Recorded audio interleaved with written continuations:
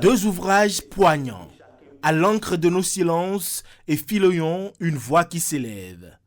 Le premier, À l'encre de nos silences, est un cri littéraire qui explore des témoignages poignants, les souffrances endurées par les victimes de violences basées sur le genre.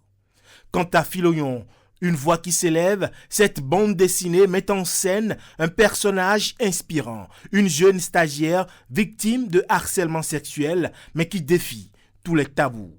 Il s'agit de deux ouvrages qui sont consacrés à l'engagement de Madame Pédia contre les violences basées sur le genre. Ces œuvres sont nées d'un besoin de briser le silence et de sensibiliser davantage sur la réalité des violences faites aux femmes. La bande dessinée, c'est un art qui permet de ratisser l'âge, qui permet de porter le message plus loin.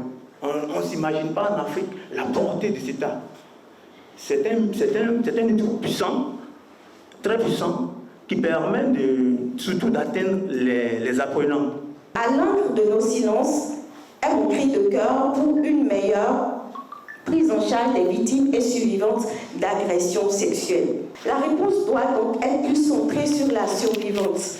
Pour moi, chaque action doit viser à restituer à la victime ou à la survivante le contrôle de sa vie et le respect qui lui est dû. Ces deux œuvres, À l'encre de nos silences et Philoyon, une voix qui s'élève, ne sont pas de simples livres. Elles s'inscrivent dans une lignée historique où des voix, souvent réduites au silence, ont trouvé le courage de se lever et de dire « assez ».